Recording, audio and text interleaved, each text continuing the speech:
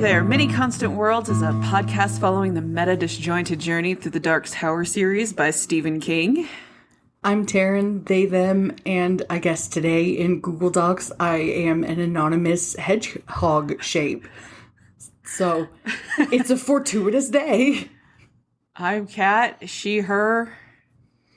I'm really tired. It's been a long week.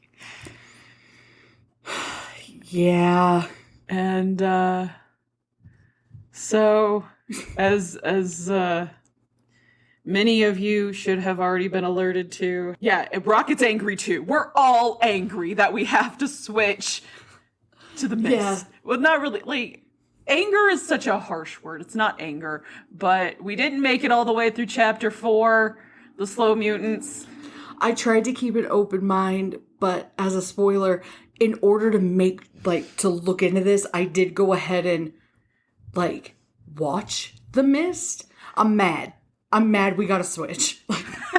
I'm mad about it. I mean, to be fair, I just pushed them into watching The Mist with me. It came down to that or 1408, and you know what? 1408 is still on the docket at some point.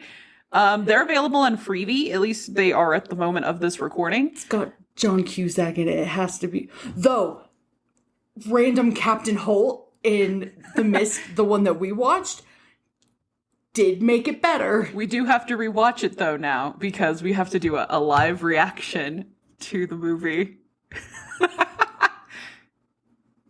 Alright, fine. It had Toby Jones. I'll make it. It also had the Crimson Countess. It did. I had to look that up on IMDb. That was wild. You will be happy to find out that I've already seen this, and the whole movie won't just be me on IMDb going, oh, that's where I know them from. Oh, that's where I know them from. But that is the true live reaction of, who is that? Why do they look familiar? Because that was Kat's experience sitting next to me through the whole movie of The Mist, was that me screaming about why they were listening to David Drayton and not Ollie, and that it being Halo effect. You'll probably still hear a lot about that. Yeah. We stan Ollie. Ollie's a real one. Regardless, so we did not make it to the end of the Slow Mutants, and we will be doing our next episode entirely on The Mist. Just spoiler alert. Not really a spoiler at this point. But yeah, we're gonna just do The Mist for episode 11. But let's talk about what we got through of the Slow Mutants. And definitely get your conspiracy hats ready for The Mist. Your conspiracy hats ready and your trigger warning hats ready, because The Mist is a lot. Which, speaking of trigger warnings, let's give our trigger warnings for the Gunslinger, as we are continuing to do this. These may not all be relevant to the sections we got through, but it's just, they can be talked about as a result of us talking even about other sections of this book. We have child death, gun violence, animal death, violence, just in general, gore, abortion, sexual content, and murder. There were no gun-bortions in the section that we read, but probably trigger warnings still for specifically gun-bortion as well. I like to think that gun-bortion also could refer to an abortion of a baby gun in utero. So on King of the Hill. Oh, okay, cool. Rest in peace, Johnny Hardwick, because I'm actually going to talk about Dale. You were too good and too pure. I don't want anything bad to come out about Johnny Hardwick saying this. Dale Gribble was too good and too pure for this world, and I didn't know anything about Johnny Hardwick. Yeah, there's an episode of King of the Hill where Dale writes a story because Luann is taken off with the manger babies. Like, John Redcorn has, tapped her as, the next, baby Einsteins. And so she's huge right now in Arlen. And Dale wants to get his book published, and he goes to her to, try and get her to push it to John Redcorn. I don't know why he didn't just go to John Redcorn himself directly. He helped John Redcorn get his land, legally protected because he's such a conspiracy nut. He also raises John Redcorn's son so John Redcorn can be out John Redcorning. So that too. But regardless, so Dale has written this children's book that is about a mother gun, and her bullets are her babies. Oh. And she won't fire them because they're her babies. Oh, It's a great episode, okay. though. So that takes me. So the reference I was gonna make is that the idea of gunbortion being a baby gun in utero makes me think of like a Rick and Morty like segment, either like one of the TV channel episodes or just a segment of Rick and Morty. Regardless, King of the Hill is great. Yeah. Waiting for that revival. But let's talk about the Slow Mutants. So the Slow Mutants was originally published in July of 1981. And just a reminder that Chapter 3, The Oracle in the Mountains, was published in February of 1981. Things are definitely coming along a bit faster because I believe like Chapter 5 is also in 81. But that doesn't matter now. That'll matter later. Chapter 4 starts with Roland speaking just fucking word vomit, just feverishly. Because Jake is silent, while Roland is just babbling on and on and on. Yeah, I like that the transition from the last chapter to this chapter is him coming off of mescaline. But I will say at this point, I don't trust Roland worth a damn. So if this is all like being taken from his perspective, maybe Jake isn't being quiet. Maybe Roland's just not listening. I wouldn't be shocked, basically, if he's just like, no, I am talking. And the boy was stoic because he was listening to me and he was contemplating his future. yeah, I don't know if it's been made clear by some of the other comments that we've said. Neither of us have ever done hallucinogens. But after having watched Midsommar... and them having the scenes that are meant to show you what hallucinogens look like. I think that's fair, because now I'm picturing everything in Roland's world looking like those scenes of Midsommar. Just like wobbling a little. Yeah, and things just kind of being too real, and like everything's hyper, just too much, and you don't really know what's happening at any given time, and everybody's speaking Swedish, and so he has no grasp on, like, and all smiles are too big and not too smiley. Yeah, exactly. Jake was probably smart to keep quiet if he was quiet, because he's like, yeah, he's not, if I move too fast, this dude's gonna shoot me. Does he remember the face of his father now? Well, and Jake's used to be, I mean, I'm not even saying this as a joke. In the last chapter, when, I think it was the last one, when Jake's describing his dad's talking about how he's around people all the time who do too much Coca-Cola. I'm making giant finger quotes. Too much Coke.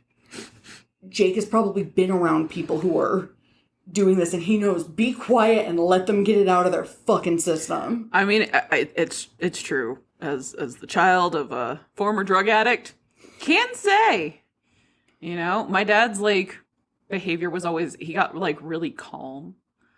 That's that undiagnosed and diagnosed I AD. do believe it was undiagnosed. I don't think fair he enough. ever told me that he had been diagnosed with that, because I mean, I was filling out his medical forms there for the last few years of his life, and I never put it down. But yeah, I suspect that he got very calm and chatty. Having lived with your dad for the last few years of his life, it should have been diagnosed. It was absolutely there. Maybe they just figured at this point, you know what, you've made it this far. Let's see if you can make it across the finish line. I mean, he did. Anywho, Wild digression. segue back to what we were talking about. Supernaturally. Roland won't shut up about himself, and through that we learn that Steven... I can't. Roland, who has said, and somehow I psychically know will say in the future, does not like to talk at all, and especially about himself. He's such a fucking liar. Won't shut up about himself. Cannot. We learn that Stephen, Roland's father, was the last Lord of Light. His mother's name was Gabrielle. Varese? I'm not sure. I think it's hard because so many of the names have like that French bit on it. I think it's meant to be a nod to Chrétien de, I'm trying to remember, the author of the Arthurian, like, tales because Roland is the last of Arthur's bloodline. So I think it's spelt Gabrielle Varys, but I think you're right. I think it's supposed to be like Gabrielle Varys, but there's no like accent marks or anything. Yeah. And I'm not sure how it would be in French, but I think because when I was young, Deshane gave me a lot of trouble. My mom had to finally be like, I don't think it's Deschane. I think it's Deshane. Roll on this chain. Yeah. So I think you're right. And I think things like Elaine as well, it's just like French Alan, I think. I think so too. It's so confusing. Yeah. Well, regardless, she also used to be like Gabrielle of the Waters. And she's the daughter of an Alan. Does that make her the Lady of the Lake? I kind of was wondering about that because the specification of the Waters, and I know that the Arthurian thing is like relevant. Yeah.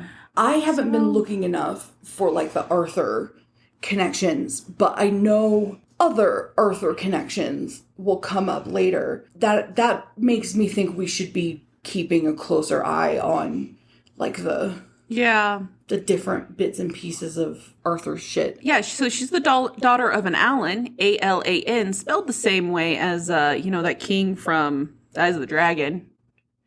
That was shitty before Kyla the Good came in and made a bunch of napkins. I don't know that they're connected, but again, Stephen King doesn't know other names exist in the world, and I don't find this to be a coincidence anyway, so it doesn't matter. Martin was the gunslinger counselor, much like Flag was to King Roland and King Thomas in the Eyes of the Dragon, which again, let's talk about Alan. And I know you mentioned at one point, I think when we were reading the Eyes of the Dragon, that you thought Roland's mother was possibly from this area when we were trying to figure out some of the map stuff. You were talking about like the Eyes of the Dragon as a connection. I can't remember exactly what it was with some of the things that happened in specifically Roland's history. Yeah. And obviously we have a King Roland. There's a lot of connections there, but I can't remember what it was you said. Well, I can't either, but what's rolling and what's Are you rolling this chain now? Well, there's a connection. There's a few things. So what I know happens in Gilead is that they are having these uprisings, right? And that's where Stephen has to keep leaving and putting down these revolts. And if we remember class, Eyes of the Dragon, that's what Flag had wanted to cause. That was the evil that he had wanted to spread. And he even says that he's done this before, but he had wanted to do it to a point that it would shut down all of the lane. But because of Peter, he couldn't. I thought you were going to go to a different place with that. And it was because of all of the nobles that fled and became rebels. And we were talking when we were doing Eyes of the Dragon about how that like never went anywhere. Yeah. I thought you were going to go there.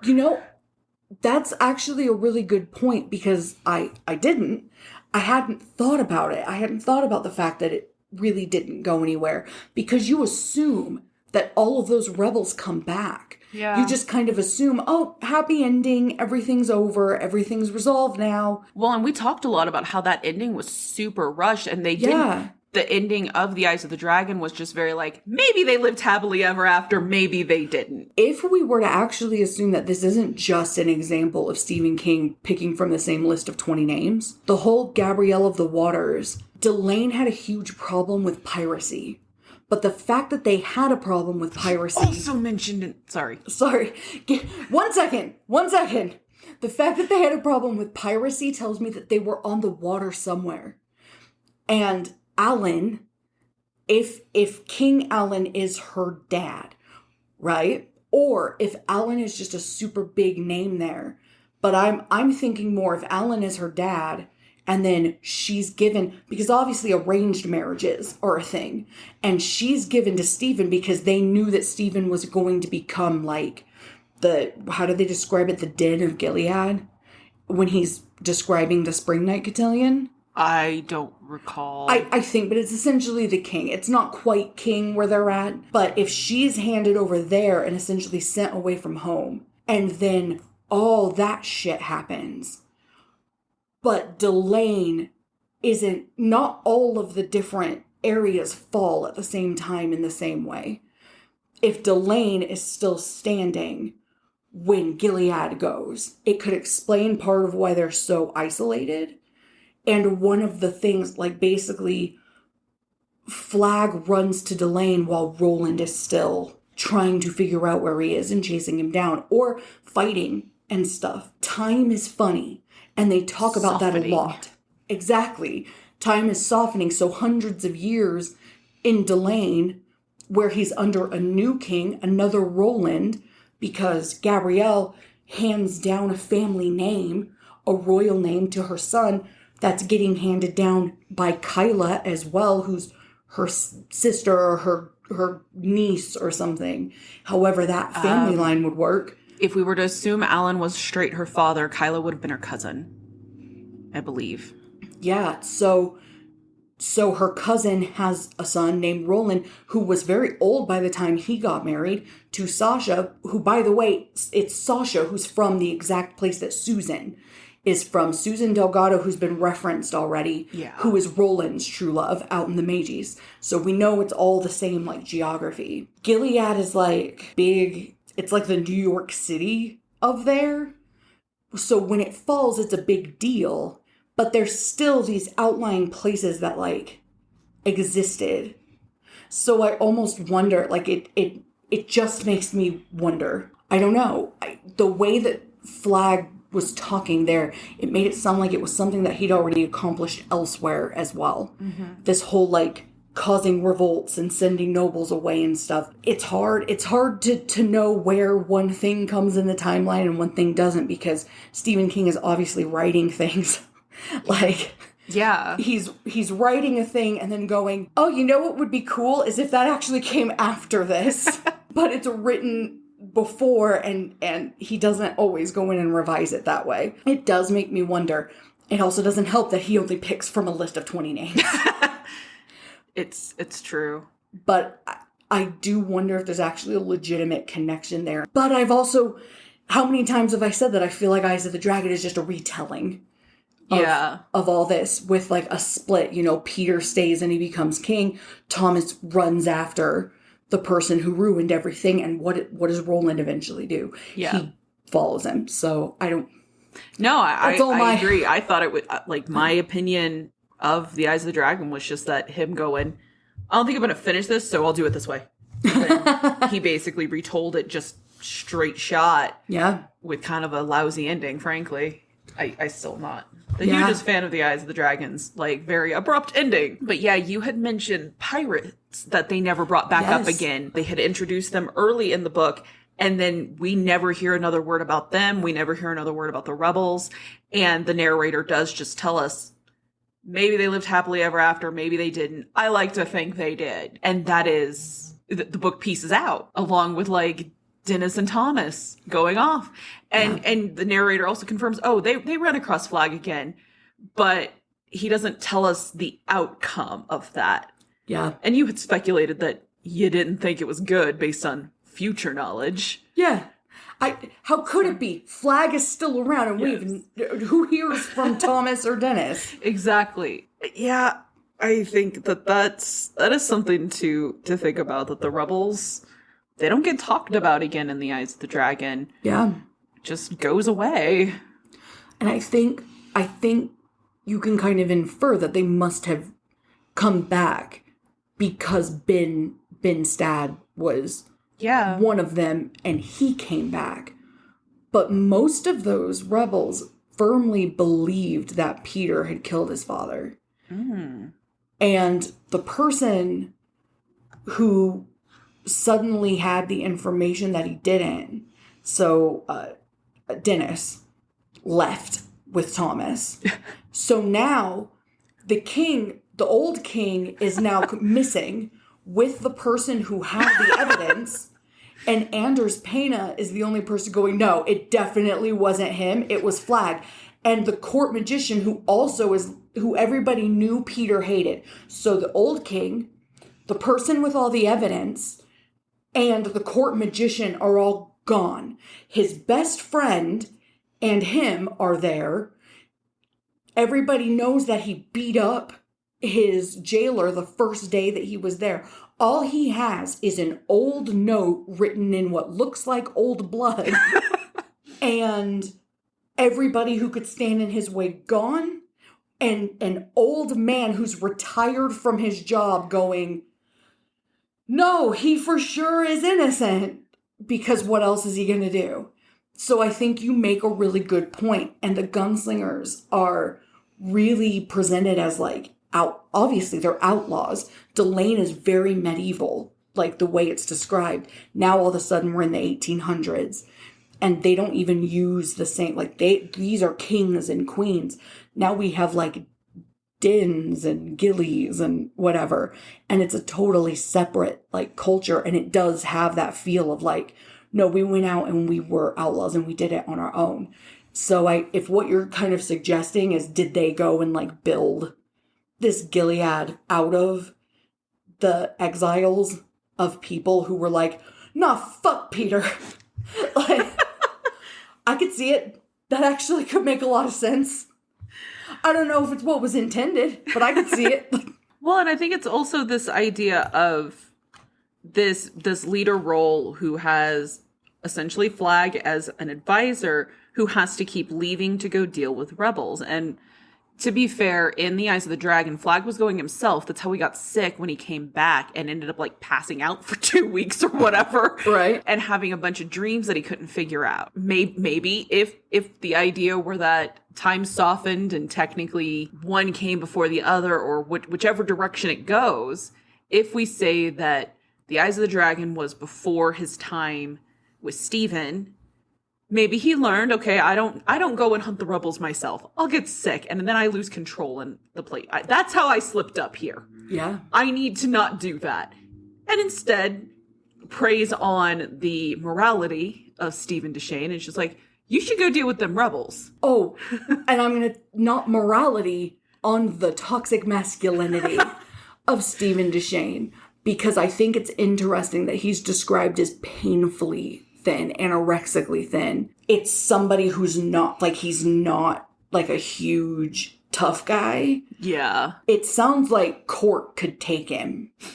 And it makes me wonder if the teacher, like, if he knows, like, oh, you're of the line of Eld and you're old enough to do this, I'm going to let you win because I can't kick you out of here. Like with Roland, I think he would have because he was 14 and he shouldn't have been doing this. That's why he also broke the rules and tried to let him stop what he was doing 3 times. But you'll notice he broke the rules and tried to let him beg off 3 times. It makes you wonder, did he, just kind of let Stephen Deshane through because Stephen Deshane was like this ineffectual, anorexically thin piece of shit. I think that, like, when you watch the movie, that's probably my biggest complaint. And again, I really like the 2017, the movie with Idris Elba. I actually really fucking enjoy that movie. Stephen Deshane in that movie is a joke. He's way too good at what he does.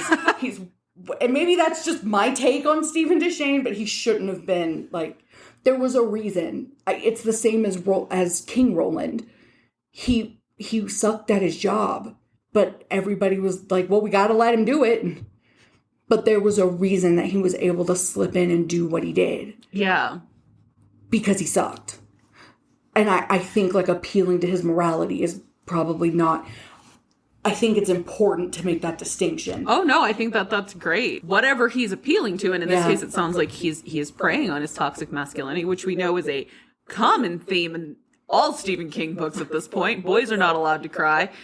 You will get bullied, and you cannot cry about it. Whatever he is preying upon convinces him, oh, you go and deal with this, because he doesn't want to take that liability on, because, what if he has another Delane on his hands? He cannot risk it. Yeah. He might have been in better shape to stop Peter, Ben, Naomi, and Dennis if he had been well for that time that he had been struck with a fever and asleep. Or if he had never gone out, maybe he could have stopped things rather than trying to find the rebels. Yeah. Or if it's vice versa.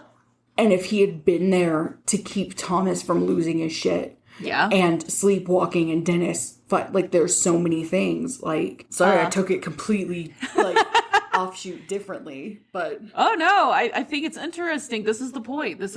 We're having a Charlie Day moment. Fine, we need, like, a soundboard to be like, Charlie Day. Like, I'll just get a clip of you saying that. That will start being inserted. I mean, I can also just every time go, Charlie Day. Okay, you're committed to that. I don't know enough.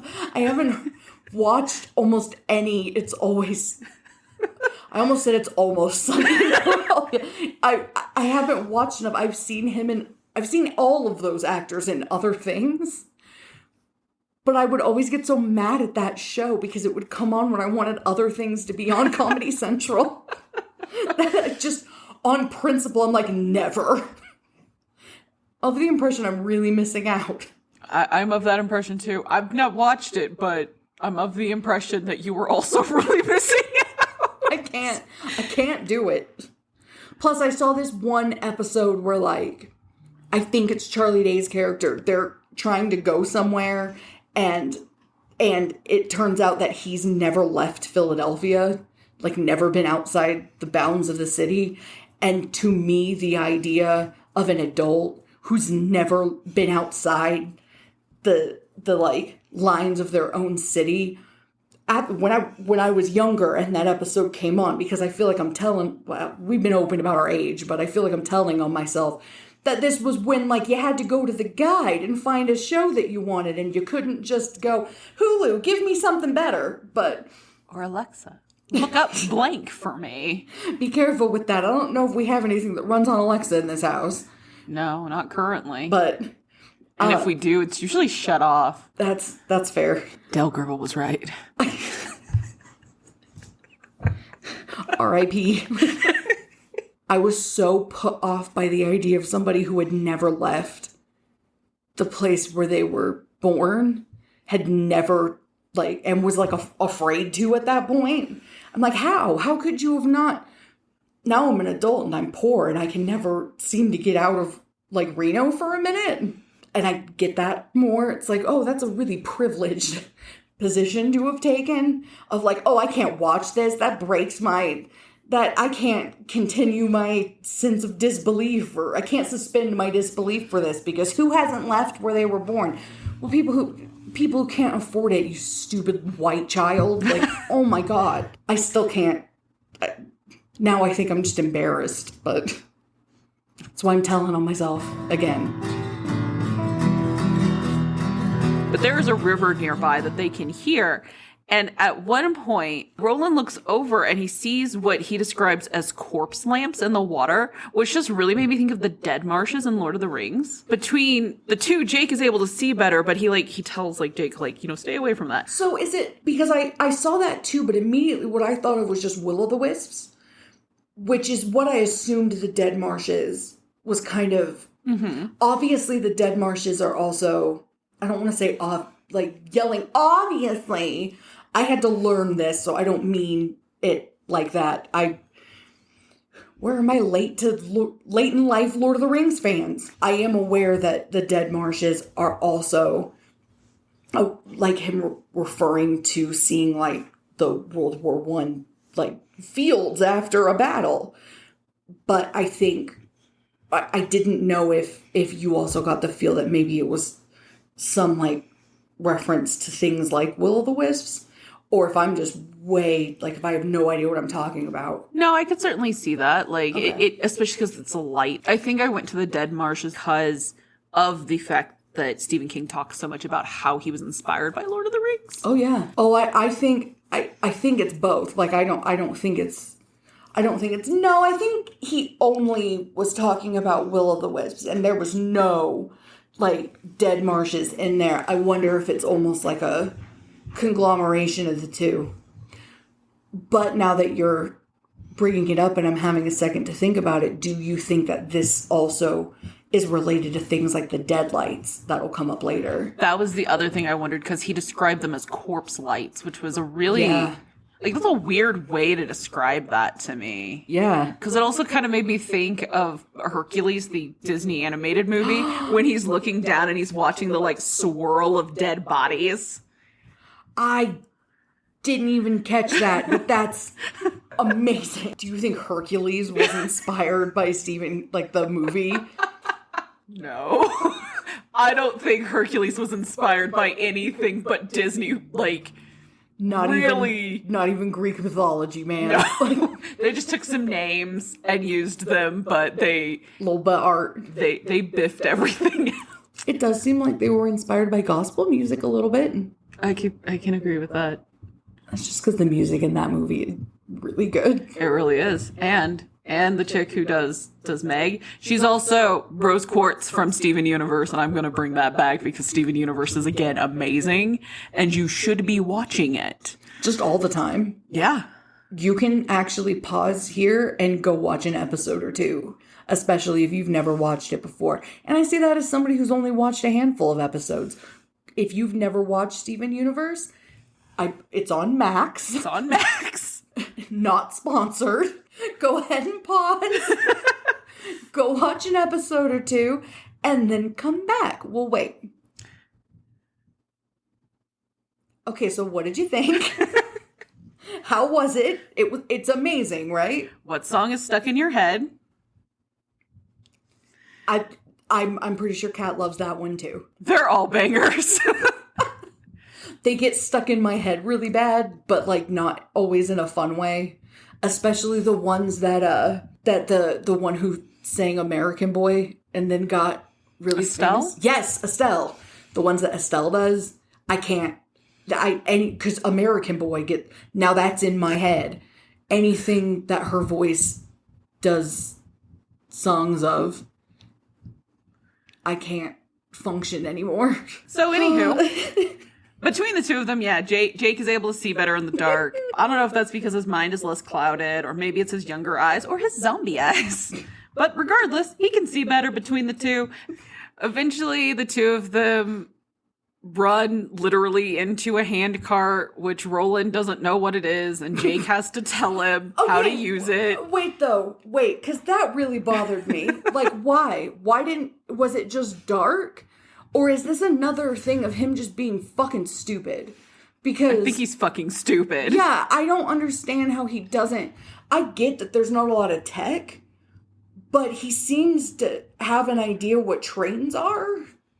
And if you know what trains are, how do you not know I feel like a handcar comes before a train. But does it not? Like, sorry, this made me really mad. No, that's fair. I was very confused by him not knowing about this too, because it's like you have a weird set of knowledge about other things, but this is the thing you don't know. Yeah, the things that Stephen King decides he does or doesn't know is just really odd to me. I didn't mean to just erupt. So Jake explains to him how to use the handcart. Also, like, they decide to take shifts. Yeah, okay, that was the other thing. 1 second, he can't. Was it just that he couldn't get the handcart going? That's what I also couldn't understand, because 1 second Jake could not do the handcart, and then the next second he could. Like, he could do it, and I couldn't understand. Was it just he had to get, like, the rust off of it? He couldn't get it started? I think my assumption was that he had, like, it was, like, stuck, and kind of, you have to do that initial dust off the rust, dust off the, like, whatever else, especially because, like, there is, like, a river or something going by, so that means there's some moisture in the air, which could have caused some, like, disruptions. No, that's fair. I don't understand why they never did the handcar, like, together to take some of the, like, work off of it. But maybe that's just because, like Jake mentioned, I've seen it mostly in cartoons, and that's how you're supposed to do it. You're supposed to both do the handcar, but the handcar thing really bothered me. I didn't take a note of this, apparently, in terms of, like, why they take shifts. Apparently, it's because Jake is shorter or something, and, like, I think he's, like, not able to quite get the right move on everything for the hand cart. God. But also, Roland does mention that this is the first machine other than the one at the way station that he's seen actually work. Maybe that's why he's too stupid to know what a hand cart is. I couldn't remember if it was the first machine at all or the first machine that had the designation North Central Positronics on it that worked. I know North Central Positronics comes up because I'm keeping track of those references. And I think this is possibly, just in this chapter we get the second reference to North Central Positronics. Yeah. Not only does he recognize a drive shaft, he understood, obviously, the pump at the way station, overall how it worked. He talks about the gas pump, but is kind of confused by it. But just before stanza 3, because he wants it to stop talking, he starts blindly feeling for a button, somehow knowing that will make it quit talking. But he has no fucking clue what a hand car is or what it's going to do. And that's what I'm talking about. So I don't really give him a pass for the whole... And it also says worked well. Not still worked well. So he has some idea. The last thing he's seen in years, so he's definitely seen machinery before. The last machine he's seen in years that worked well, so not that worked at all, and he knows what a drive shaft is, and then knows, I want this thing to shut up, and instead of bashing it in, starts reaching around for a button, because he knows that'll make it shut the fuck up. But he doesn't know, pushy make handcar move on tracks. Which... Well, wouldn't you think he'd start feeling for a button to make that happen? He can see that it's a thing attached to tracks, and he seems to have some... In fact, he has imagery in his head of trains moving on those tracks at one point. So he knows how they work. Like, maybe he doesn't know the inner workings, but I don't even know what a drive shaft is. I have no idea what's being described. So how in the hell... Maybe it's super dystopian, actually. Like, thinking about it. Because, like, sometimes you watch those movies and shows and books that have, like, okay, shit just got so futuristic that your natural inclination is to go to stuff like a button versus physical labor. Why would he have to do anything?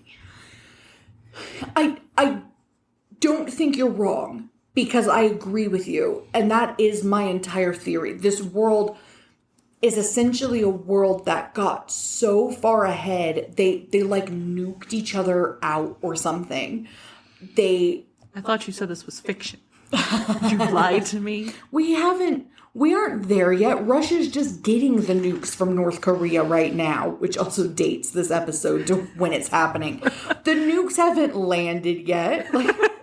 But... So if this episode comes out after that happens... You know, when we heard it, like, if you're listening in your bunker, like, sorry, we have to do these kind of in advance. It's a lot like when people, like, listening to podcasts pre-COVID and post-COVID and in COVID. COVID really did prepare us for the nuke bunkers, though. It did.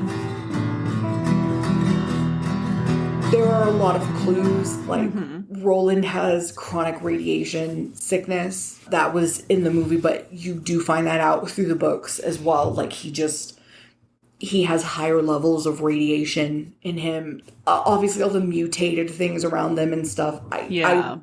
That's kind of been my theory. That's been the thing since day one. It's like this ultra dystopian.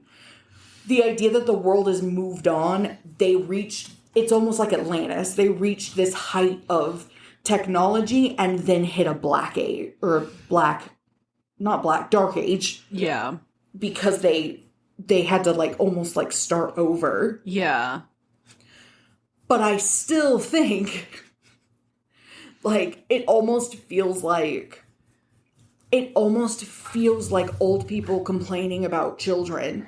Like, oh, you put a phone in front of them and they know everything that they're supposed to do. But if you gave them like a ball with a cup toy, they won't know what the fuck they're supposed to do. Like, it just, and in reality, I don't think there's a reason for it. I think it's just plot. I think it's just, I want to show that he doesn't understand things. And then I want to be able to stop writing this voice. And I want to show that he, has figured this out for whatever reason.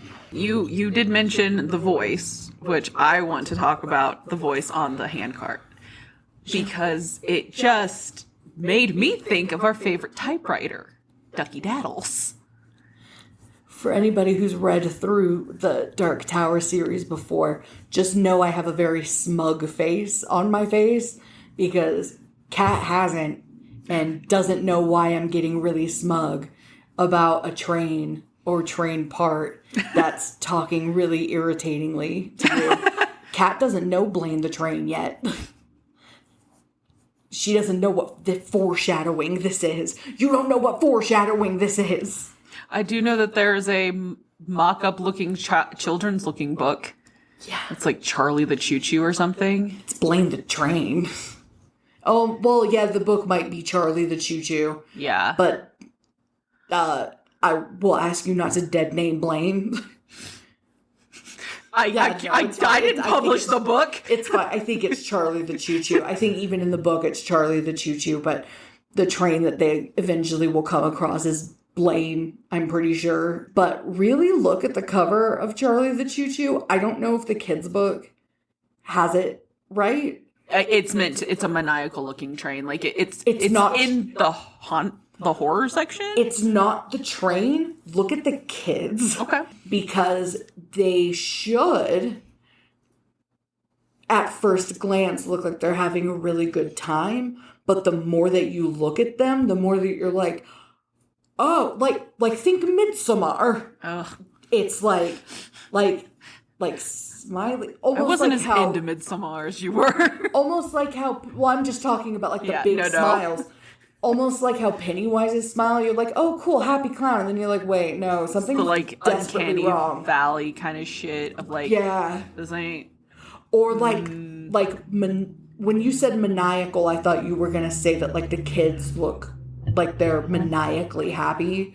I don't remember I don't even know if it shows the front of the kids' face. I think it might even just show the back of their heads or the sides, so I've never noticed them. I'm so curious.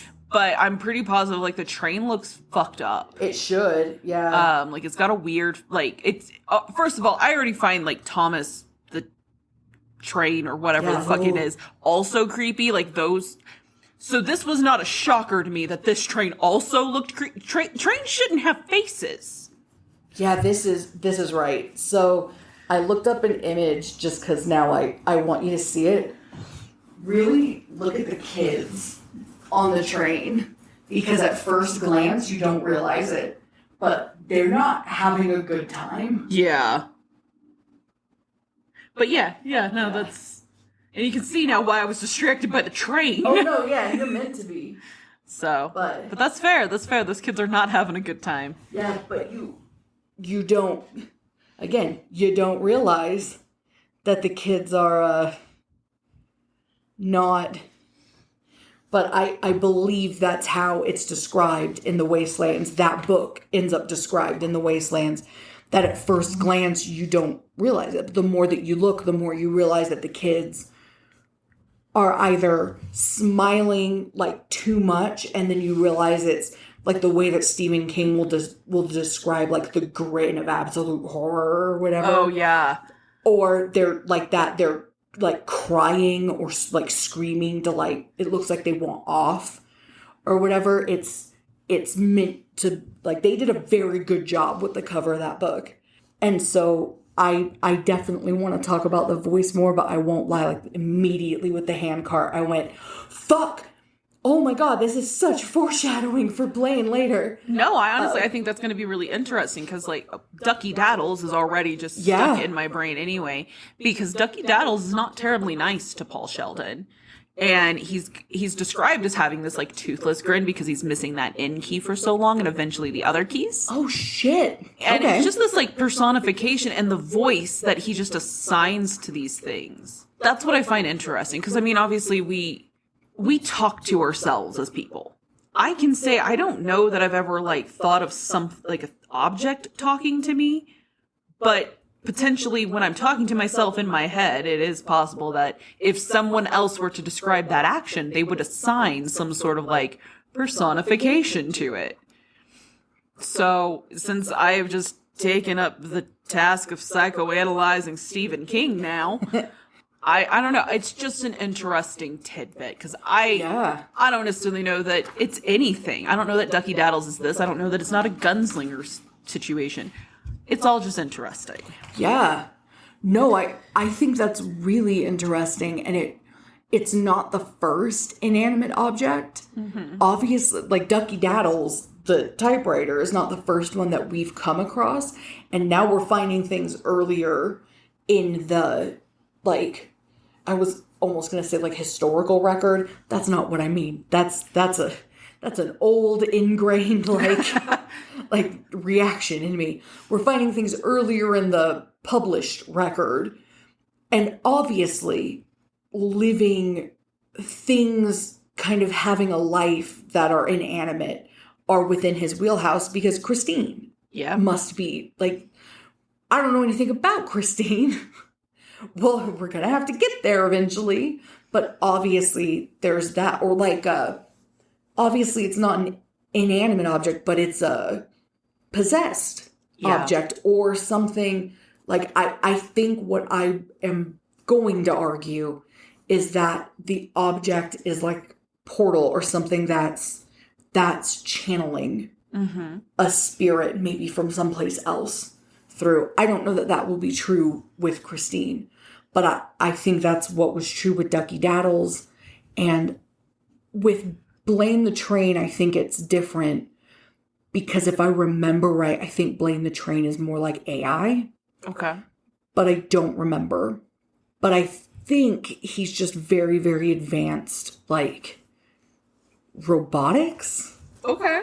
But that's a whole other conversation as well. And it'll be interesting when we get there. And again, that part was really boring at the time.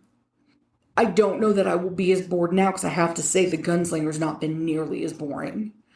The first 2 chapters were pretty boring, but the second 2 were a lot more, especially this last one. I was pretty riveted through, but God, fucking just being in the desert and shooting like shitty people. Doesn't help that we live in a desert.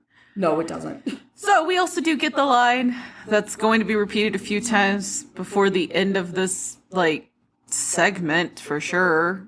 And that is that this is the end of the beginning. Eventually, Jake asks to hear more about Roland growing up, specifically his becoming a man. He speculates. He doesn't talk about himself. He speculates that he imagines growing up is mostly lies, and God damn, Jake, you're fucking right. Growing up is literally the biggest scam ever. You can definitely eat ice cream for dinner, but once you grow up, you really don't want to as often as you thought. You're like hungry all the time, and dealing with dinner is like the biggest pain in the ass. Constantly. I've eaten popcorn for dinner. Sometimes you don't get a choice but to eat ice cream for dinner because it's all that you have. Yeah, it's easier than all the alternatives, and it's food. I could have ice cream for dinner. Yeah, kid. And you're gonna fucking wish you didn't have to. Yeah. And, you know what? You just spend, like, every day you spend them all just anxious and stressed out. And what am I going to do for dinner today? How am I dealing with that specific problem? And there's always something to clean.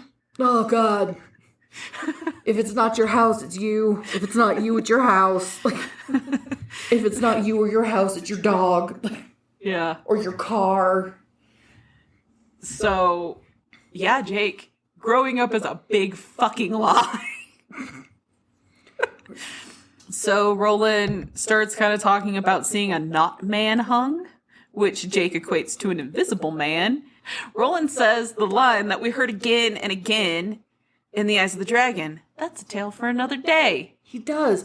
You know what was funny, too, about the whole not man? And he's like, if you say so. Does he actually say you just couldn't see him when he says that? That's what a not man is? It's just somebody that you couldn't see. I can't remember. Let's see. So not man hung. Oh, yeah. You could feel him, but couldn't see him. And then Jake says he was invisible. And then Roland had never heard that word before.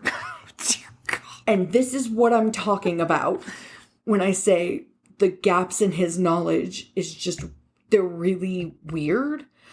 Because, so to this point, I've had kind of just been assuming that, like, obviously we have high speech and low speech. And to me, I've been kind of, especially with the, like, allusions to French, right? Yeah. So we didn't get to talk about this, I think, in the last episode, because it was, I babbled a lot. It's a long episode. I'm so sorry. But we won't even get into the idea of, like, not allowed to... Okay, yeah, we will. I can't help myself. So, in ye olden days, very far olden days, and again, my like, quote-unquote specialty is England. So all of this is really going to be in terms of, like, ye olden days in England, because that's pretty much what I know. You had, like, all of the different languages of, like, the English, the British Isles. And then when William the Conqueror comes and brings the Normans and with him, they're French people. This is 1066, right? That's when you first have, like, the British monarchy. So that's the first time you have, like, a united English court. But at that point, what you have is common people are speaking a bunch of different languages amongst them. You have, like, Celtic, you have, like, Irish, you have, I want to say, like, Anglo-Saxon, but I don't think that's right. I don't really know what all of them were. You would have, like, German and Germanic language. You would have English, like, English as a language, but it's nothing like what we speak as not German, as English today. You'd even have, like, not Danish, but, like, the Dane, like, what they would have called, like, Dane languages, the languages of the Danes, who would come for conquering before then, and maybe just after them, but more like before. Then coming with, and also the monasteries that were already there were all spoke Latin. They also did have French and other languages with them, but the language of the church and the language of power, and also what was called the lingua franca, because it was the language that tied all of Europe together.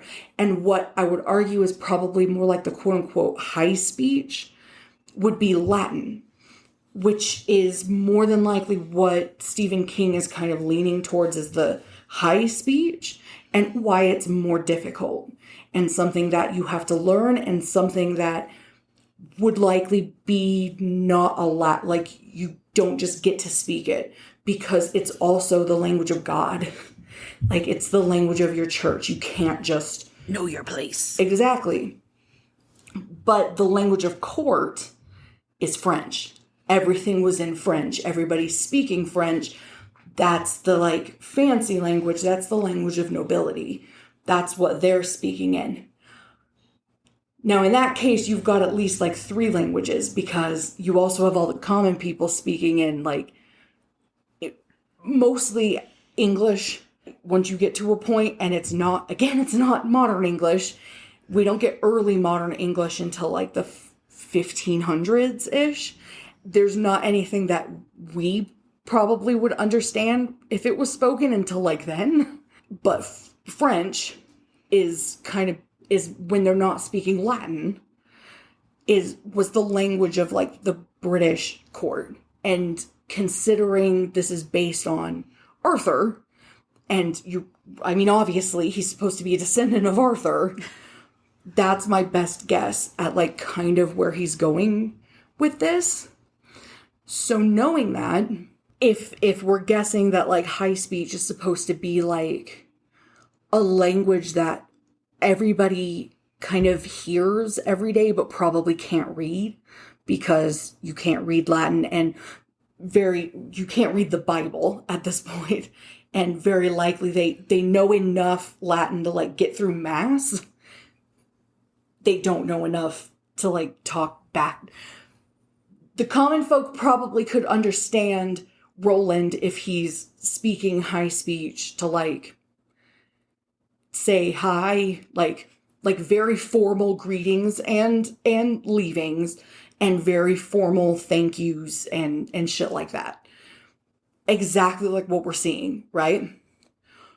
But then they gotta switch to low speech. I have assumed to this point right now that Jake, when he dies and then gets brought over into this world, almost like gets like a babblefish, like a babelfish in his ear, and is just automatically Hitchhiker's Guide, in case you don't know. Oh yeah, sorry. I went with best fucking book ever. Yeah, if you don't know, it just makes you speak like is it every language or just 500? It makes you like understand, I think, and speak all languages like that gets spoken to, like it translates basically. Yeah, because it like eats the language and then poops out. So I mean, like if you were to like extract it, which I don't even know if that's possible because I don't remember if they said, and I never read that far. I read up through So Long and Thanks for All the Fish. That book sucked. I was not a fan of that one. Great song. But yeah, it just like it handles it for you. So it's not technically you that learns anything. It's the fish that knows everything. Yeah. So I thank you for coming in clutch with that because I was just on a roll. No, I'm glad. I have assumed that Jake is just automatically speaking something that could be understood because otherwise, how in the hell does Roland understand any of his words at all? Yeah. The idea that Roland's low speech is just modern, like Jake, I think, in this version would have been pulled out of like the 1950s New York. Whatever, like 1950s to 1980s New York. The idea that Roland's, and it could be, I mean, it's fiction, it could be, but the idea that that's his common, it's any form of modern English is his low speech, and then his high speech seems to also be something that Jake understands, but Roland doesn't know the word invisible. And I feel like there are other words later that he's not going to. That's fair. There's just not a word for it. It really doesn't make sense to me. And I realize it's a very long explanation for why that doesn't make sense. But it's just something that I didn't get to touch on in the last episode that I feel like is going to be important moving forward. Yeah. Because the idea that it's based on. So King Arthur's Court, obviously, like, it's a French story, or it's written by a French author, but it's about the English court. Roland's whole backstory being based on that. What if King Arthur but guns? I do love me a good retelling of folklore. Right? And we had meant to talk about that last episode, but we were running real long and had to nix it. No, so for real. If you also don't understand why that's kind of relevant, also it comes up here in the dark and some of the stuff that they're coming across. Yeah. But in the flashback, I think it was that, like, the kids were not allowed to speak the high speech. Cuthbert, did he get in trouble for it? Someone got in trouble for, like, saying something. Cuthbert got in trouble because they were not supposed to speak the high speech, but then all of a sudden court wanted him to. Oh. He was just supposed to know that he was supposed to be speaking it. Yeah, so that's part of why it's important to distinguish that. Yeah. So I will, but hey, now I won't go on that rant in like a minute when we get to that part. Yeah. Because I'll go on a different rant, I'm sure. Regardless, The Invisible Man is a story for another day, and I am still fucking waiting for Kieran's story. Was he the Invisible Man?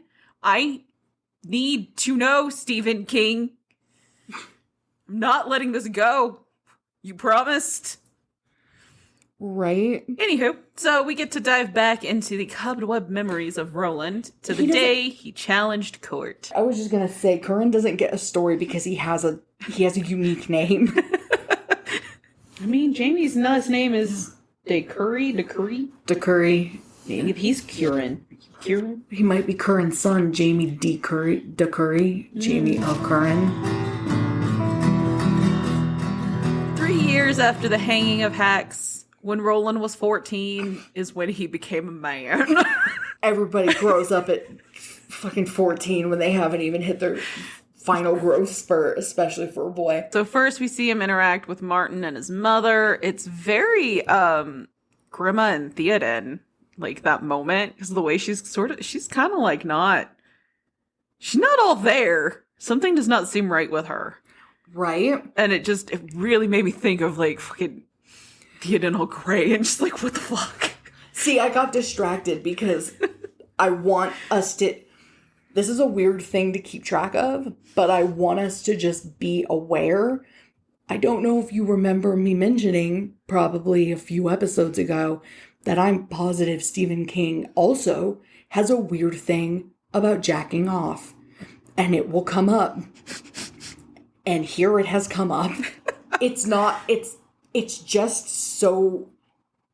Like, it just ends up getting brought up. It's the same as like Boys Don't Cry and Bully's hyper violent. Yeah. And like, I don't know what hurt him, but clearly part of what hurt him had to do with jacking off, I think, because it is a fucking running theme. It's just such a weird thing to like focus on, I feel like. Don't you think? Or am I just way... I agree, he definitely has like a weird thing with it, because like the way Paul Sheldon talks about like the writing process, because he equates it to jacking off and shit like that. It's interesting. You know what it is? This would not be weird to me if it weren't for the fact that it's here. Paul Sheldon mentions it. It'll be in the Talisman. It'll be like, it's like the names. It's just something that gets brought up over. I don't know if it's just like a lazy thing of like, this is slightly shocking and it's going to make people think that my work is deeper because I'm willing to put in something that's shocking. I feel like he over relies on it as part of growing up. Yes. You know, okay. It's like, well, this is just part of going from being a child through the lies of growing up. Yes, this makes yeah. Sorry. I feel like this makes so much sense because this is the whole scene of he's becoming a man now. And he starts out here where, you know, girls are looking at him, but he wasn't going to do anything with it. And he's just going to go and like do what you might call like a childish thing to deal with it. And then he's going to go through this process and then we'll see where he ends up at the end of this story, which is where you might say a man might deal with it. I think it bothers me because it does feel like laziness. Yeah. Not even laziness. You and I have talked about this off mic. He was putting out so much content at this time. I think it was just... He's always putting out an obscene amount of content. Yeah, I don't think he gives himself enough time to actually dig deep. Yeah. And so he has to just be like... It's those 6 pages a day that he's got to put out. Jesus Christ. I don't know why I thought it was 2. And maybe because Laurel K. Hamilton did 2 back in the day. It's possible. Back when I used to care about what...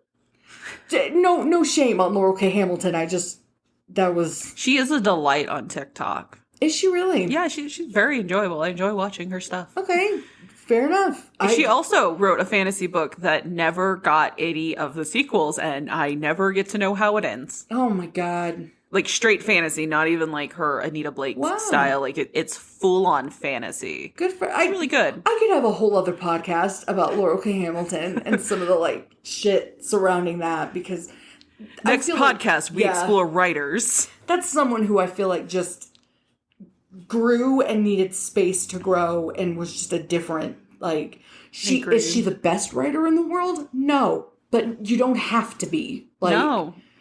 Like, I would also argue Stephen King is not the best writer in the world. No. But goddamn is he prolific. Like, he just the magnitude of content. And it's not bad. It's just, is it Tolkien? Like, I would argue that it is not.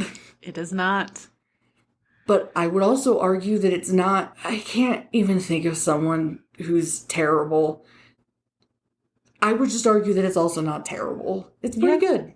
He's got strong points and weak points. Yeah, absolutely. And either way, yeah, he's spitting out content like it's nobody's business. And this, I think, is an easy metaphor and a slightly shocking metaphor. So, yes. Sorry, I feel weird pointing at being like, look at the child. Like, but I'm not the one who wrote the child. No, I think that Stephen King relies very heavily on sexual awakenings as a big marker of transition, which is why we have the scene from It, which we haven't gotten to, but we know it's coming. And if they're children, it's inappropriate. Yeah. But he does tend to turn to that idea that, no, this is just a part of growing up, and it's something that's everybody can relate to. Everyone will be shocked by, because it's not in every book. It's certainly not in the 80s. Well, I appreciate an openness. It has become a bit of a crutch, I would argue. Yes. And I think Stephen King has a lot of those sorts of crutches where you could argue that they are themes in his books, but I don't think so. I think there are themes in his books. I think there's also just things that he reuses because they're very easy. And they're things, I think he relies a lot on shock value to get, like, to force an emotion. Yeah. Or to force a feeling. And now that you're, like, destabilized, like, take that part out of this scene, and Roland's just thinking about, oh, those cute girls were looking at me, and now I'm walking up the stairs. And this scene doesn't have the same, like, punch as he's literally having, like, sexual feelings, and now he walks in on what is clearly a sexual scene. Like his mom is cheating, and we know he has a boner. Like, it's meant to make you feel very uncomfortable. Yeah. And if you take away his portion of that, and he's just walking in on her portion of that, it almost feels more normal. It feels more regular. It takes some of the horror element out of it, some of the, like, hand to mouth, like, ugh. Like, it takes some of the ick out of it, and when you take some of that out of it, it's just kind of boring. Yeah. At the same time, like, I think that it could have been, I don't know, I think it could have been different. So then, continuing to psychoanalyze Stephen King, do you think it is what he feels he has to do now? Because his first book was Carrie, and obviously she gets her period in that. Spoilers for Carrie. I haven't read it yet, only seen the movies, but even before I saw the movies, I knew that was a part of it. She doesn't know what it is, but it's a sexual moment, particularly like a transition from girl to woman, supposedly. Yeah. And we do get the Eyes of the Dragon, where they're very non-sexual. In fact, you even talked several times about how Peter's love interest at the beginning, or at least the girl he was going to see, we don't know what kind of love levels he was at with her, never gets mentioned again. Yeah. We get that Naomi and Ben get married, but overall, they are non-sexual to the point that King Roland, isn't even like, he's only doing it when he gets hot and bothered after killing a dragon, and then for Sasha, and for the sake of trying to make heirs. And then we have Misery, which obviously, again, I like the lore that he wrote that in response to people bitching about the Eyes of the Dragon, which was very different. So would it be that he has to continue to do this crap because the one time he tried to stop, he got railroaded? So spoilers for The Mist, because I also listened to the audiobook just to get a head start on where we're going. There's a pretty, I don't want to say explicit, but there's a sex scene in it, which was surprising. Because it takes place over, like, 2 days. At the end of the world, sometimes you gotta hop a boner. Yeah, basically. I almost think it has more to do with what horror, like how horror movies and horror was at the time, because like obviously I am very new to the horror movie genre, but from what you've shown me from like the 70s until recently, there's always sex scenes. Like whoever gets laid dies. yeah, except for it does seem like at least in his versions that's not like how it's working. It's almost a mix with the adventure movie genre of like the main guy is very like attractive.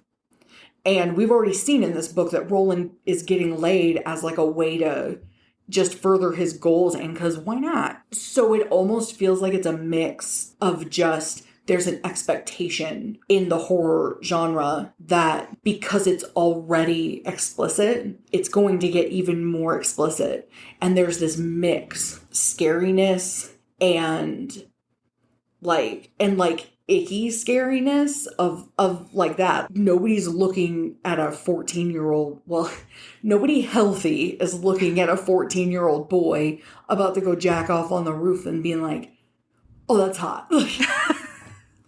And you're sitting there going, that little shit's going to the roof again. What is he doing up there? Why aren't his chores done?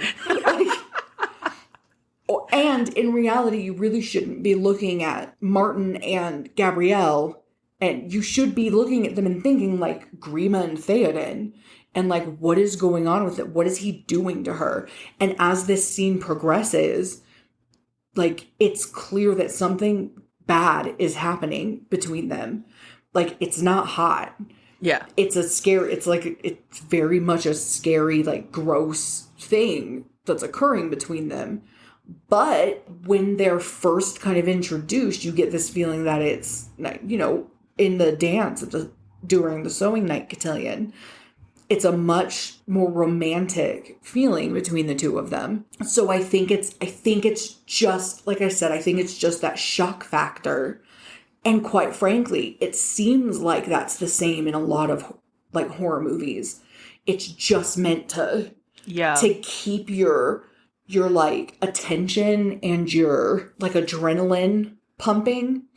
And then there is also this other side of it where like the way it has been explained to me through a lot of trauma therapy is that when you're very scared and you have that like fear arousal response, your body doesn't know what kind of arousal is happening. So it can just pop into any other kind. And so there is also exploiting that as well, where your body's just like, I'm ready for anything at all, and we can switch at a split second. That's fine with me. It's a lot more complicated than that. I'm trying to dumb it down really far.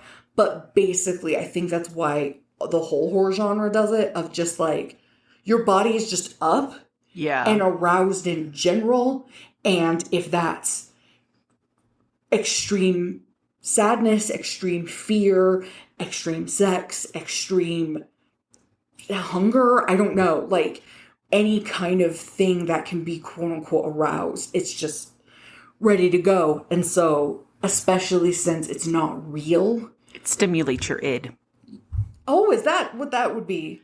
I don't know for sure. I'm just saying that my understanding of an id is that's stuff that would then like be a response, because the id does not control it's best way to think about it is like Dr. Jekyll and Mr. Hyde. Mr. Hyde is the id. He does whatever he fucking wants when he wants to, and you don't put limits on it. So if you are elevated in such a way, I imagine you're going to have responses that are more in line with what your id wants. So you want to have sex, suddenly that's what you're going to try and do. And if you're not in enough control, that's what's going to happen, regardless of whether or not there's a murderer about to kill you. Yeah.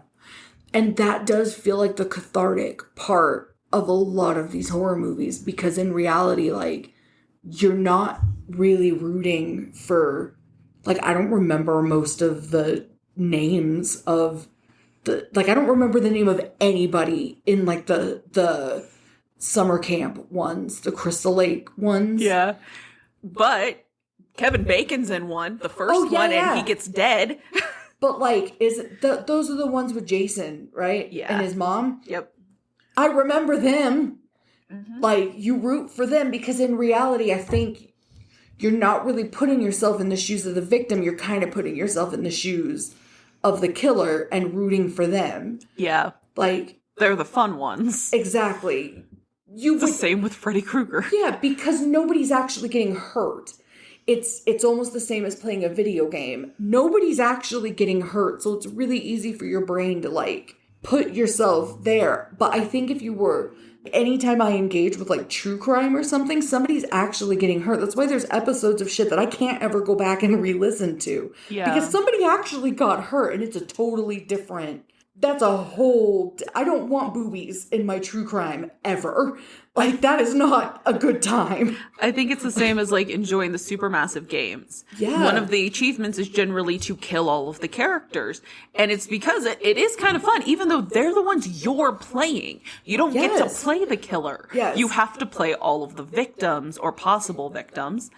And there is a reason that there's the achievement to let them all die.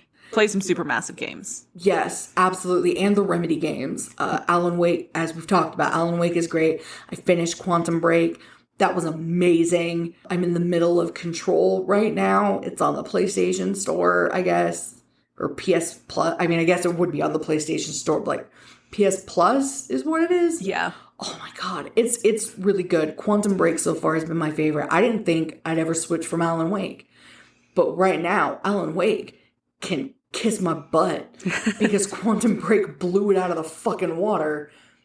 I wish I could go back to before I had played Quantum Break the first time so I could play it for the first time again. It's so fucking good. Roland talks with them for a bit. I'm not gonna lie, I lost the thread for like some of this stuff because I really was just not jamming on this flashback and at any point, really. So Roland challenges Court, and go.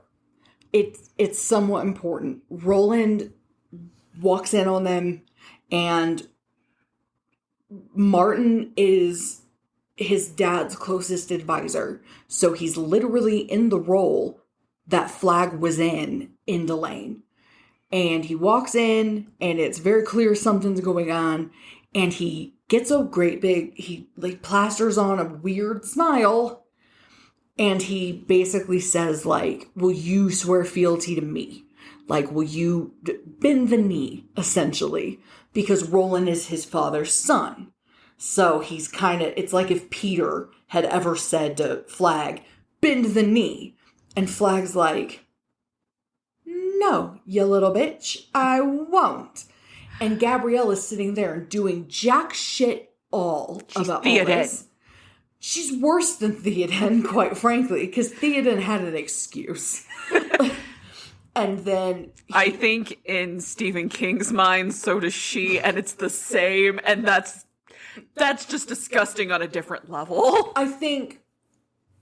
I can't... That's toxic masculinity and misogyny. I think in Stephen King's mind, her excuse is the same excuse as who's Theoden's niece? That is... Eowyn? Huh? Eowyn. Yeah, I was gonna say, as was like, Aragorn's side chick, but... She's so much cooler than that. Oh no, she is, but she was definitely Aragorn's, No, yeah, I agree. At the same time, place. She could do better than him. Oh no, I think she did better than him, at least in the Peter Jackson movies. I don't know if that's how it works out in the books, but I like Faramir more. Aragorn's a little bit of a Mary Sue. He's worse than... I think he's actually the original Gary Stu. And all Mary Sues that have come after have been based on Aragorn. But that is a talk for another podcast. That's a tale for another day. And then Martin literally won't. he won't bend the knee, and that's important. He won't, and then he literally tells Roland, "Go jack off on the roof," which I feel like is really showing that he has no problem showing his cards. Like, I know what you were gonna go do. I mean, he really didn't probably read his mind. Flag is just very good at. Flag was once a teenage boy. Maybe. I mean, we're assuming He came into this world a middle-aged man. I don't know how old he is. Who knows? He might have come into this world like a lizard. We don't know. We don't know what Flag is or was. Maybe he's the dragon that made dragon sand. Regardless. But it shows a lot of cards, and it shows how much power that he actually has amassed here, because Flag and Delane would never have done this. Yeah. He could never have done this to Peter. He would never have shown this many cards, and that's why I think that scene's actually really, really important. Fair enough. And then when Roland walks away, he hears Martin smack his mom and tell her to shut the fuck up. And that also is really important. Gabrielle's literally the queen here. Imagine if Flag had done that to Sasha and Delane. He had to hire someone else to murder Sasha. Martin here could very easily take Gabrielle out if he wanted to. He does not have to. Yeah. She is so firmly under his thumb. He doesn't. Martin rules Gilead. He's got his fingers in every pot wherever he wants to. And he can order about the person who is essentially the equivalent of Peter and smack the person who's essentially the equivalent of Sasha. And there are no repercussions for him. And when we get to Wizard and Glass and see the repercussions of what's about to come for Roland, this seems like a really victorious moment for Roland. Like, it's not. The Man in Black learned. The Man in Black fled across the desert and he fucking learned some shit. Roland didn't learn jack. The Man in Black learned him a thing. Well, either way, Roland challenges Court, and I think he has some amount of time to prep for their fight. So he goes and he snags David and tells him that he may be a sacrifice this day. Shows up to the fight. When asked what his weapon is, it's David, God's gunslinger, because that's apparently what hawks are. Oh my god, I hate it. The fight with Court, it's loaded with a lot of great info. So first, to become a man, you have to, when you're done with the fight, assuming you are victorious, you exit out the east. But if you stay a boy forever, you go out the west. And on the west side, that faces Garland, which is where our buddy Flag is from. And I don't know what that says about Martin. Court, before they begin, tells Roland to say goodbye to his caw babies, which I enjoyed as a line. Right. And for now, they will always be caw babies. Okay, so is it... Because in my head, I've always pronounced it caw babies. Obviously, it's meant to be like babies, but I think because the extra B, I've always heard it caw babies.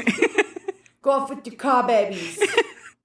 So they fight. Roland wins and becomes the youngest gunslinger. Hey Jude is playing again, this time in a ragtime format. Clearly, I need to look at the lyrics of Hey Jude and see what, because I don't know the song well enough. And I don't know why it is that Stephen King's just like, this is Roland's song.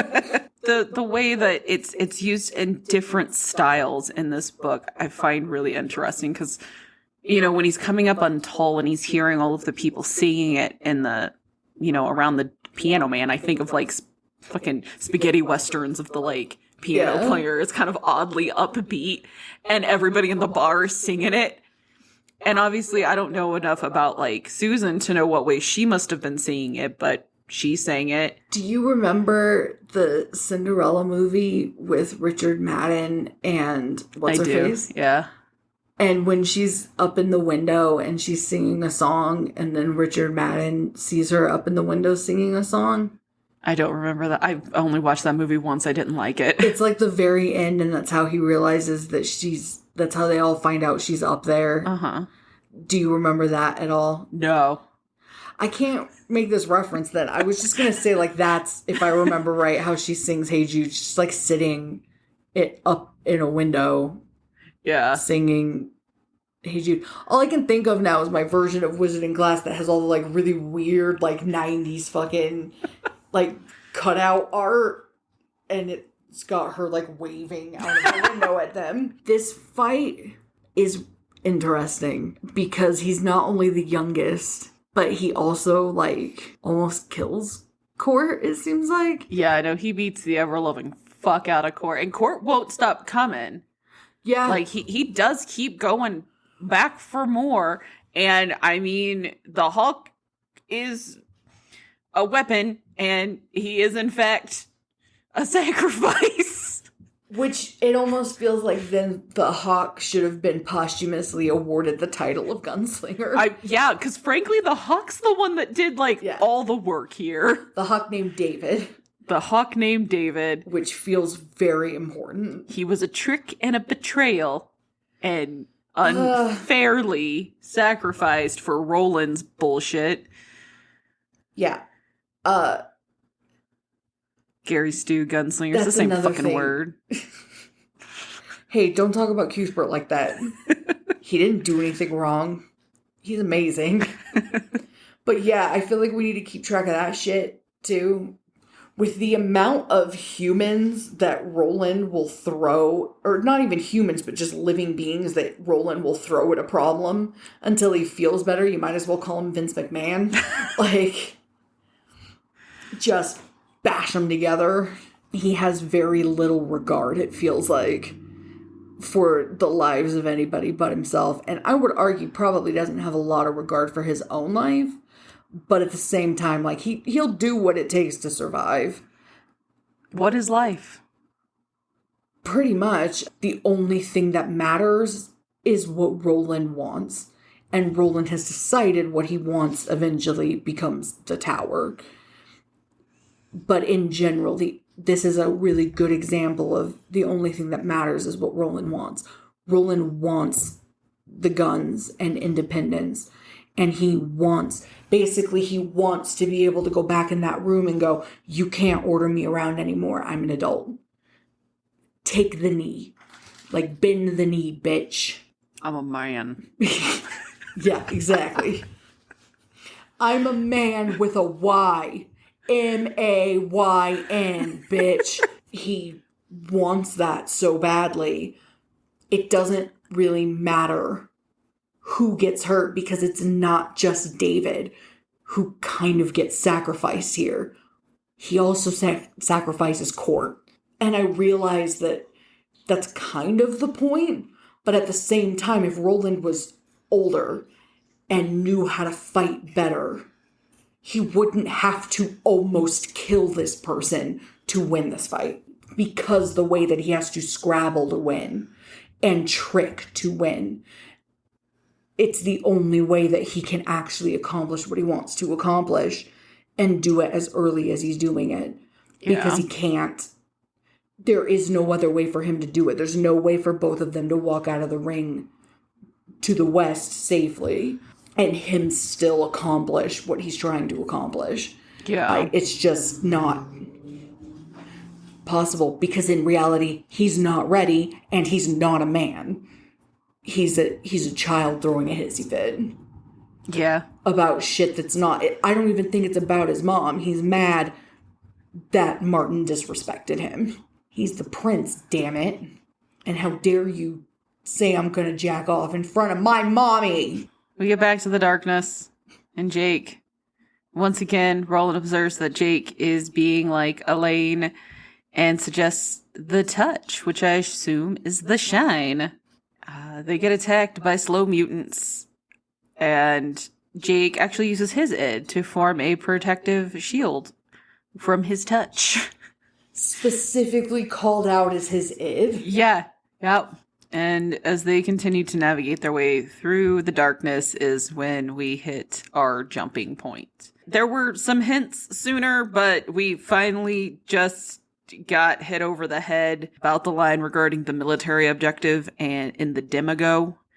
And, the dim is interesting too, because it's a skill and Walter O'Dim. I was going to say, you mean because Walter O'Dim? Being dim and Yeah. whatnot. That's a weird way to say that too. Like in the Demago. I've never heard that phrase. We have to keep showing off that things here are slightly different than the norm. The slow mutants smell fear. Yeah. It fuels them, feeds them. Much like a Stephen King novel. But regardless, now we have to read The Mist. I knew next to nothing about The Mist, except for that there was a mist, and it was probably bad. But I came across the line where, I came across some, dead people. Which apparently were dead of gas. And I went, fuck, gas? Could that possibly have anything to do with mist? Yeah, after looking into it a little bit, I really do think it might. We're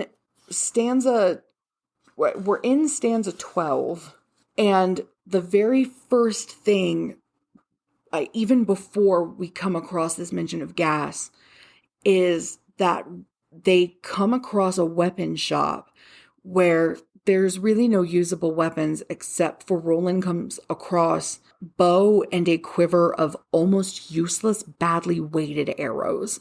We know, or we will find out, I know, and anybody who's read the series knows, things in one world often when they are pulled through to another world are different.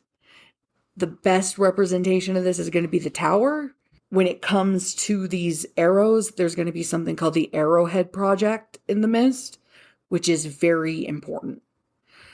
The other thing in here is that the first mummy that they find is wearing a blue uniform with gold piping, and I think they actually find a couple other people in the same uniform, which I think is entirely possible, could actually have been people in army uniforms that either the two of them aren't recognizing as such. Like, Roland clearly only recognizes certain things at certain times. They could think that they're train uniforms and really they're army uniforms, or when they came through, these people, like, their uniforms changed to fit where they're at. Then, of course, there is the gas that Roland says that the old people made a gas that would do this, which is mummify people, apparently. But I don't know that it's that gas that's actually doing it. But the line that was more important is, I bet these old people fought wars with it, the boy said darkly, killed other old people with it. Where we just had to stop is that the line, perhaps once in the Demago, the station had been a military objective of some long-gone army and cause. That Arrowhead project that I mentioned, it's a military project in the Mist that is deeply connected to everything that's going on. And at that point, it just really seemed like we're getting pointed towards there. And once we became more familiar with what was in the Mist, it became pretty clear that there's a lot sprinkled all through chapter 4.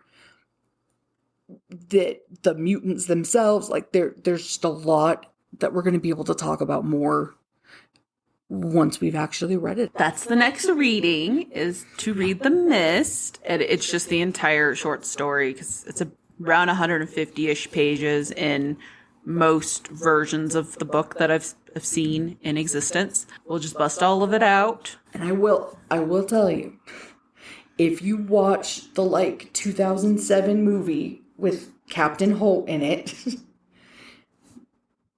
you can kind of get away with that because it's a pretty faithful remake. But warning, the endings are not the same. And I'm not going to tell you how. And also major trigger warning. Yeah. I am just going to tell you right now, there are some differences. But if you want to like, you know, skip around a little bit, if you're like, no, I was so excited for this Gunslinger reading and I refuse, or if you just are like, no, I fucking hate The Mist, I'm not doing it, but I'll watch the movie because fucking Captain Raymond Holt is in that shit. Or you're really a Toby Jones fan like I am, or a Crimson Countess fan like I am. You can do that, but again, the endings are like massively different. All right, so at least for the book, the major content warnings: graphic death, gore, and violence; moderate infidelity, blood, and suicide; minor sexual content, fat phobia, and gun violence. I would recommend, if you want more details, check out Storygraph. Again, they have things so that everybody can tag everything that they felt was like in there. Those are just the overwhelming, a lot of people flagged it for those things. I think with that, let's get metaphysical. Metaphysical. Physical. Physical is also a great show. Oh my God. Lots of trigger warnings for there. We've got disordered eating. Definitely fat phobia. Definitely fat phobia. The 80s. But great show. That one's on Apple, not on Max. Trigger warning for Rose Byrne. You will never be her, and it will hurt you in your heart.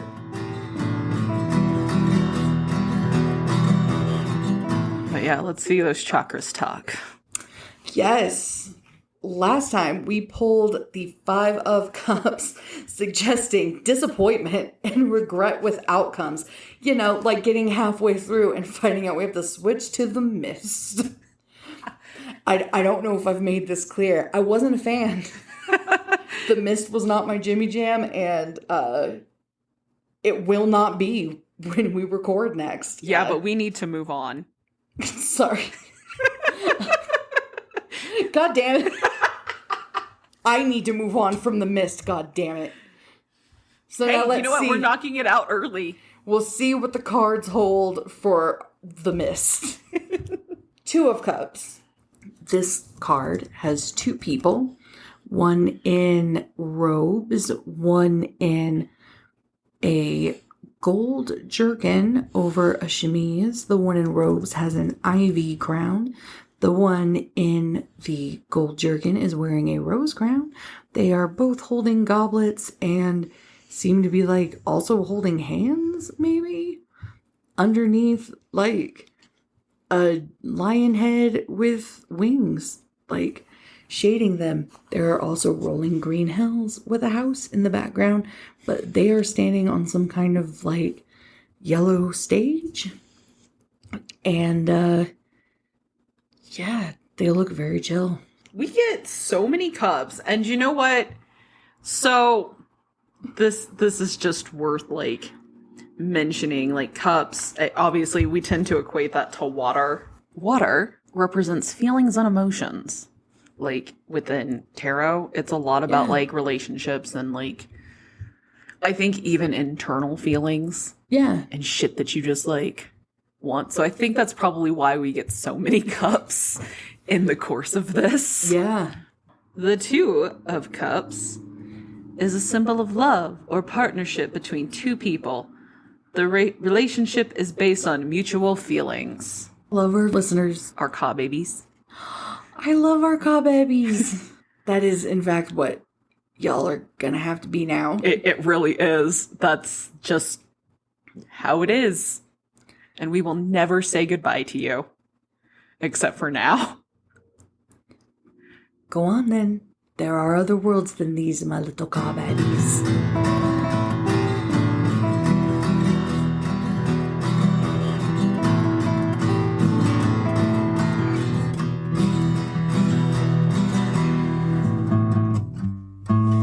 follow us on Instagram at manyconstantworlds. DM us if you have any thoughts, questions, things you'd like to put out there. You can also email us at manyconstantworlds@gmail.com.